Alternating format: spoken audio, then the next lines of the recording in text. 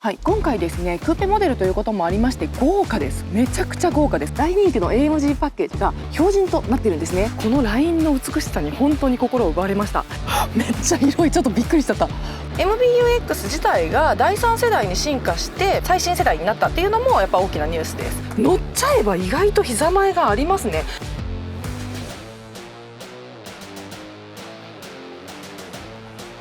はい、皆さんこんにちは。自動車ジャーナリストの今井ゆうきです。今日はこちらメルセデス・ベンツの CLE200 クーペスポーツご紹介したいと思います。もう全く新しいクーペということでですね、C のクーペと E のクーペの間のモデルということで、いやそしたら D ちゃうんって思うんですけど、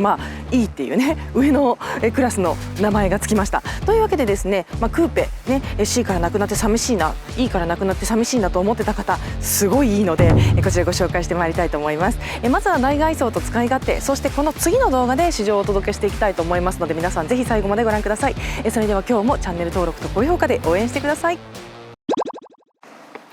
さあそれではフロントフェイスからご紹介していきたいと思います。冒頭に申し上げた通り、E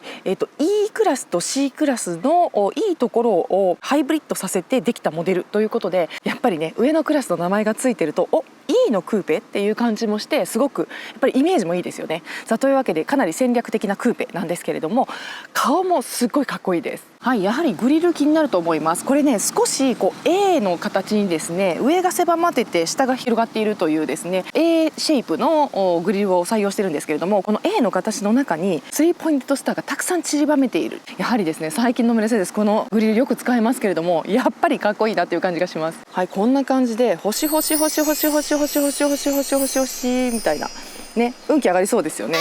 大きな3ポイントスターの両サイドにこのようにですねフィンが1本シュッと入っています。でこれによってそのグリルの部分は結構大きいんですけれども、やはり横にワイドにですねすごくスタイリッシュに見せているっていうところもこのフィンの特徴だと思います。はい、今回ですねクーペモデルということもありまして豪華です。めちゃくちゃ豪華です。しかもですね値段が実はですね素のモデルで850万円からとすごいお安い。最近ですねメルセデスというか輸入車の値段がゴンとやっぱり為替の都合で上がりまして、めちゃくちゃ高いなと思ってたんですけど、この値段見てびっくりしました。かなり戦略的だと思います。850万からですよ。ただこの車はですねこのようにたくさんですねオプションがついているので、乗り出しは1000万超えてるんですけれども、それでも850万円からというプライスタグは結構魅力的だと思います。そしてこの辺ですね、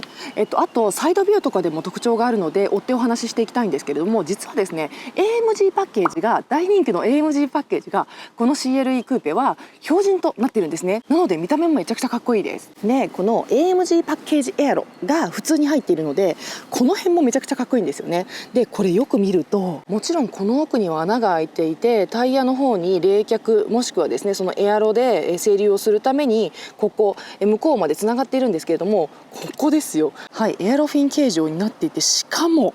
ここにも3ポインテッドスターがたくさん入ってる。こっちから見ていってもあっちにつながっていて、ナンバープレートの下にも3ポインテッドスターが入っているんです。エンボスでこのエンボスで入っているのはですねそばに行かないとわからないんですけれども、オーナーとしてやっぱり誇らしいポイントでもありますよね。そしてここです。ここにもですね、メタルで、ギラッとアクセントが入っておりますので、この下の方の、インテークのところもですねかなり高級感があるというか、さすがメルセデスっていうギラつきを感じさせますね。さあそしてライトです。ライトも高い装備のライトが標準で入っているっていうのもやはりお得ポイントだと思います。これはデジタルライトが入りました。結構こうやって見てみると黒いんですよねライトが。最近黒いライト流行りですけれども、そのトレンドをちゃんと乗っ取ってるかなっていう感じがします。なんですけれども中にこういうブルーのラインも入っていて、少しエフィシエントというかその環境性能みたいなねところもクリーンさっていうのをね感じさせるようなデザインにもなってます。で中にこのようにですね楕円のユニットが入ってるんですが、光ったらどうなるかっていうのをやってみたいと思います。はい、今オートからライトをオンにしてみました。右左ハイビームとロービームを繰り返してます。はい、そしてハザードです。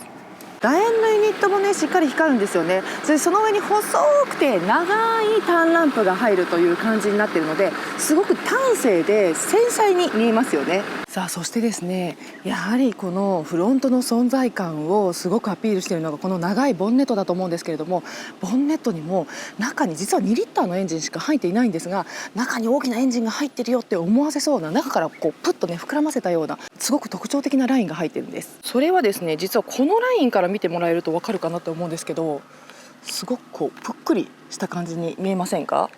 なのでこのラインとかも、2本ね強く入ることによってこの中に大きいエンジンが入っているよっていう思わせるようなね、すごくですねかっこいい、ね、速さっていうのをパフォーマンスっていうのを思わせるようなそんなラインが入っているのもすごく綺麗だなと思いました。さあそれではサイドビューです。もうサイドビューこそこの CLE クーペのめちゃくちゃ大きな魅力だと思います。すっごい綺麗じゃないですか。で今私もこのカメラをセットして撮り始めて、このラインの美しさに本当に心を奪われました。まずやっぱりロングノーズですよね。そしてショートデッキ、ロングホイールベースっていうですね、もうクーペのお手本みたいな、あとねなだらかなルーフラインですね。この王道のクーペラインっていうのがめちゃくちゃビューティフルです。さあこの角度から見ていても分かるんですけれども、クーペらしい躍動感、若々しさっていうのを出すためにこの前からとそれからライトのユニットからのリアからのねこのラインがめちゃくちゃ鋭角に入っていて、このドアパネルの前でふわっと消えているこの2本のラインがですね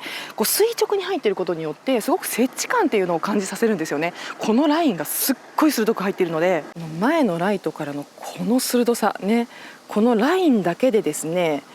ちょっとカラーまでグラデーションになってるんじゃないかみたいな強い個性を感じます。はい、さらにもう一本下にラインが入っていて、ここも水平に入っています。変な細工をしてなくて本当に美しいラインがスッと入ってるだけなので、見た目にすごくミニマルでクリーンな印象を与えます。はい、リアエンドに関してはかなりボリューミーですね。このですねピラーが寝ていて、それがちょっとお尻のねグラマーなヒップにつながっている、ヒップラインにつながっているっていうところもすごくいいと思います。で、リアタイヤの方もですね少しこうグラマラスにですね膨らんでいて、そこがこのラインによって引き締まっているというような印象を受けました。もうめちゃめちゃセクシーですよね。はい、そしてですねやはり魅力的なのはこの傾斜したルーフラインだと思います。クーペライクな SUV とかクーペライクなセダンみたいなのはたくさんありますけれども、やはり本家本元クーペはですね、居住性をある程度犠牲にしてますから、これだけ急峻になだらかにねこう駆け落ちるようなルーフラインが作れるっていうね、でこれはやっぱりもうクーペならではの魅力だなっていうふうにも思うんですよね。はい、そしてリアビューです。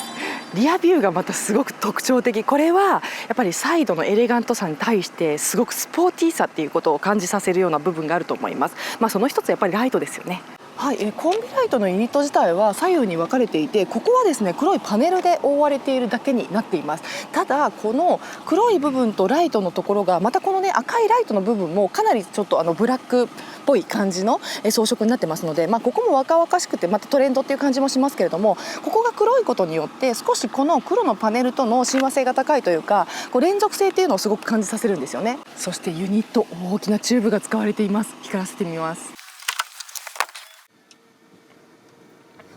はい、イグニッションオンにしました。踏んでます。右、左、はい、そしてハザードです。光ると余計にかっこいいわけですよ。ここだけじゃなくてここまで光るので、かなりですねこう内側にまでライトがギュッとこうね凝縮しているような感じで、リアライトがつくとですね余計にこのクーペの存在感っていうねヒップのボリュームっていうのを感じます。そしてスポーティーさを感じるところ、やっぱりですねこのスポイラーがキュッとね切り立っているっていうところもあると思います。これはあるとないでかなり運動性能に差が出てくるので、やっぱり今回ですね、C と E のいいところっていうところなんですけれども、やっぱりですねクーペスポーツっていう名前が入ってますから、走りがスポーティーでないとダメなわけですよ。しかもスポーツダンパーがですね標準装備になってますので、そういう走りの俊敏性っていうのもここでですね、ある程度担保しているのかなっていうのを思わせる小さなねスポイラーですけれども、かなり効果はあると思います。さあそれからこの下なんですけれども、下の部分もですねメタルパーツを使っていて、下にちゃんとボリュームがあるので接地感っていうのをすごく強く感じさせる部分でもあります。はい、実際にはですねこれ穴開いてなくてテールパイプ風ではあるんですけれども、こういうですねメタルでこうテールパイプっぽい演出がなされてます。これはあるとないでかなりですねその印象が変わってくるので、接地感というかねこう突き刺さり感みたいなのをすごく感じさせる部分でもありますし、やっぱり入ってるとね分かりやすく高級感っていうところにもつながるかなと思います。実はここもはめ殺しなんですけど、ここにもじゃん、3ポインテッドスターが入っているっていうね、ちょっと凝った感じのですね、隠しキャラみたいなのがあります。さあそれではタイヤホイールです。先ほどから申し上げている通りですね、この CLE クーペなんですけれども AMG パッケージがですね標準装備で入っております。なのでこのホイールも AMG の文字が入った AMG パッケージものなんですけれども、かなり繊細でそしてですねおしゃれです。私お借りしたのはですね、オプションの20インチが採用されているタイプの候補車でした。で通常は、19インチになるんですけれども、このペイントと切削の付け方というのが細いスポークみたいになっててね、すごくシンプルなんですけどめちゃめちゃおしゃれですよね。また意外と、こうやって見ると意外と彫りも深いっていうね、こういうねエッジの立ったスポークっていうのはやっぱりこのモデルすごくおしゃれだなっていうふうに思いました。さあそれではラゲージルーム行きたいと思います。クーペですからね。めっちゃ広い。ちょっとびっくりしちゃった。これはすごい。ちょっと開けた印象からするとびっくりすると思うんですけど、この深さですよ。わかります？めちゃくちゃ深いです。なのですごいものが入りそう。こんな広いんだ。でしかもですね横もちゃんと掘ってあって、いやこれ普通にゴルフバッグいけるでしょ。すごい。実はですねこの深さは結構あります。でこの深さがあるんですけれども、その分たくさん入るなっていう印象です。で奥はかなり広くて、私がここに入ってみてこんな感じになってるので、この深さっていうのをお分かりいただけるかなと思います。下もまたスペースがある。すごい広い。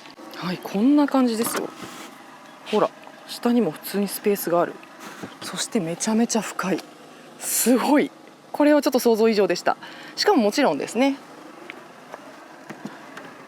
電動で開閉もします。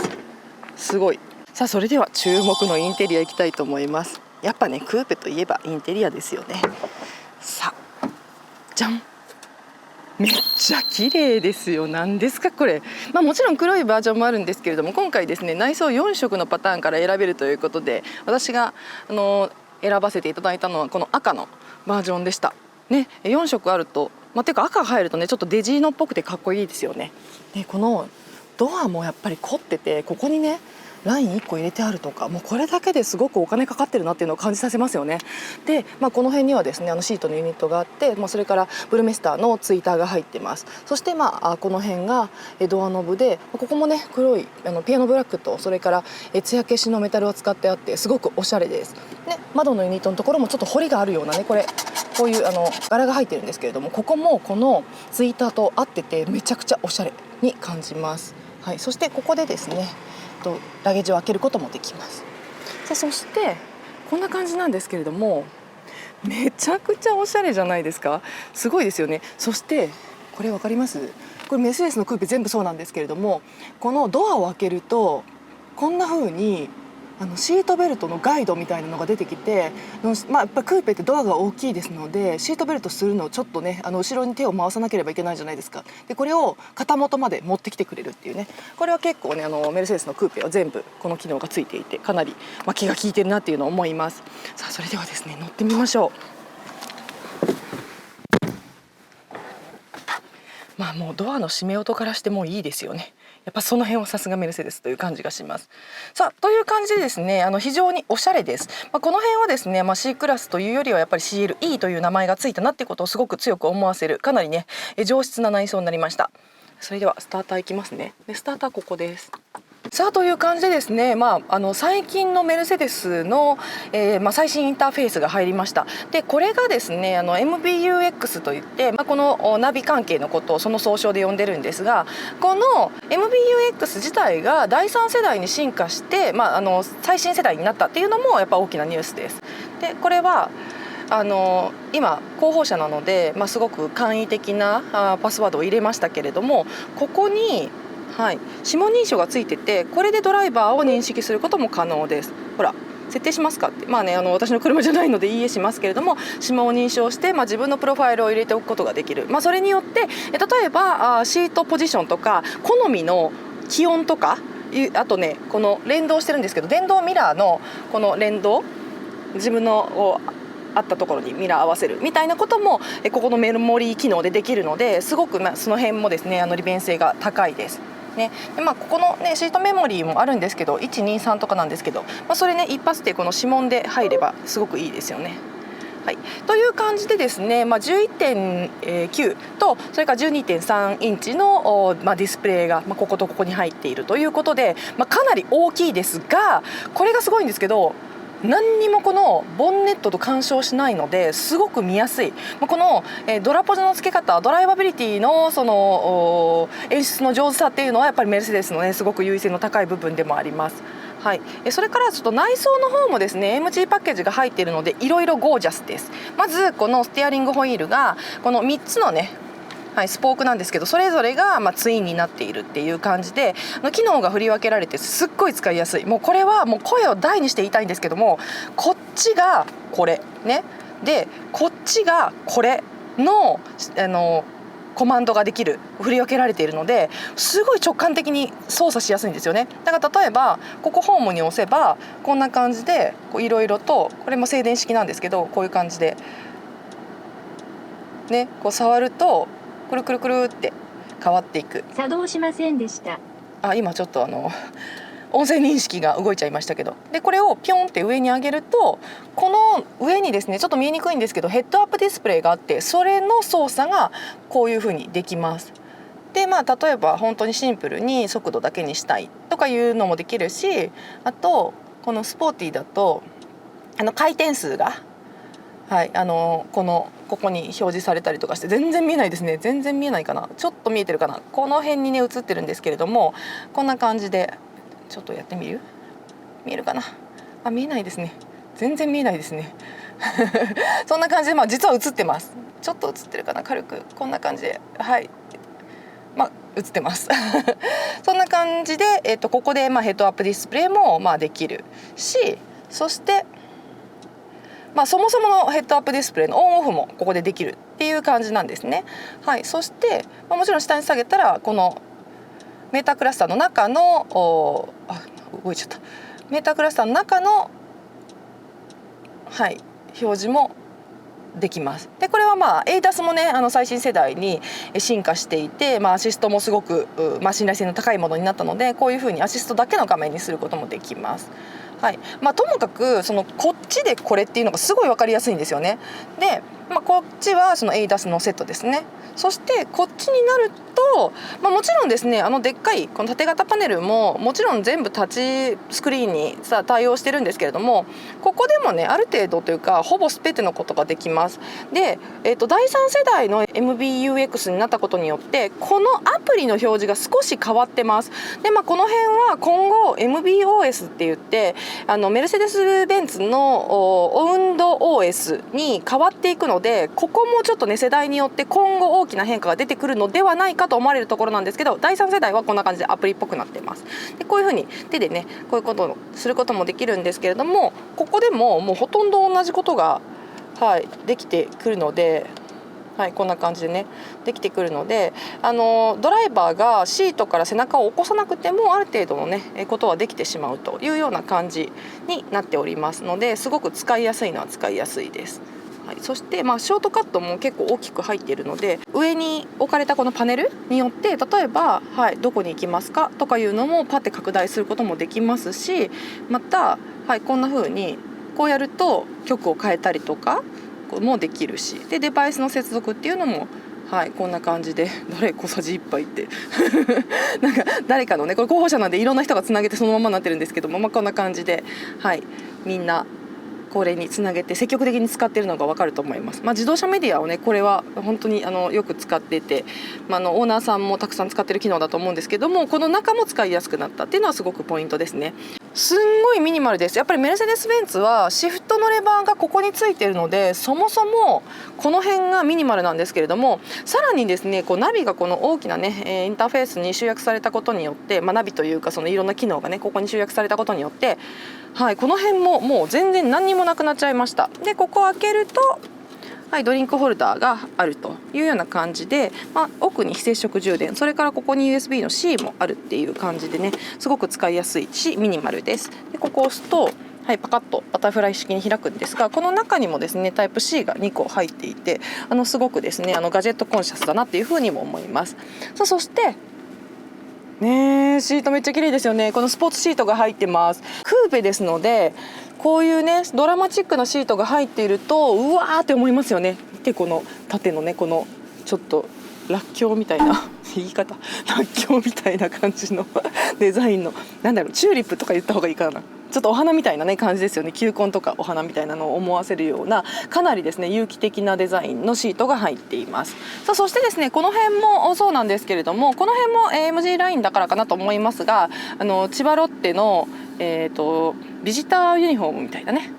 感じのその例えもあれですけど、このウォールナットのベースにちょっとこうメタルでねラインが入ってるみたいな、ここもすごくスタイリッシュな、はい、ダッシュボードというかねコンソール周りになっていて、でこの辺のねエアコンのベントもちょっと世帯がね一つ進みましたけれども、ここの辺はちょっとメカメカしさというかね車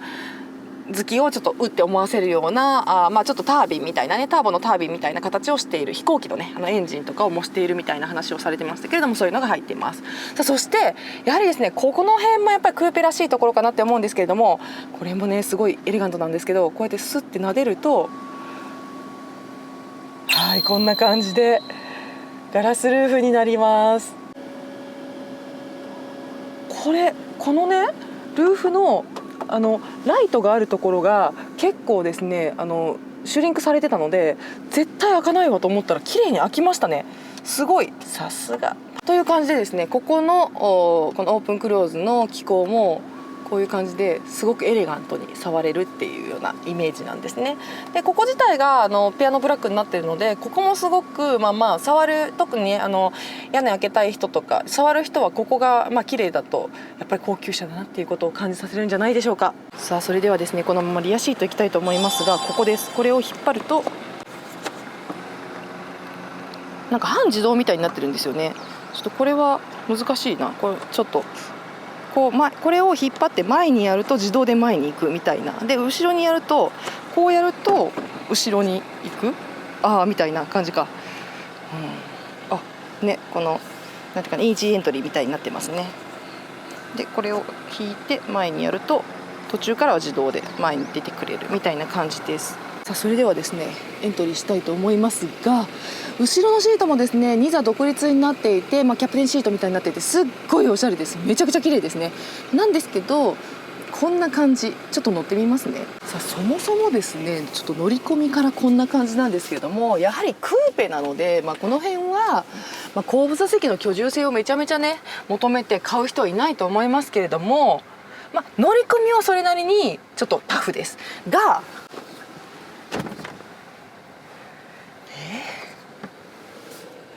これはちょっとさすがにだいぶ前には行ってますけど、意外とびっくりした。絶対乗れないと思ってたし、ここもっとキッチキチだと思ってたんですけど、乗っちゃえば意外と膝前がありますね。このシートのバッグが結構しっかりとえぐられているので、意外と乗れちゃった。びっくりした。はい、そして本当に広い。ですね E クラスのクーペに比べてこの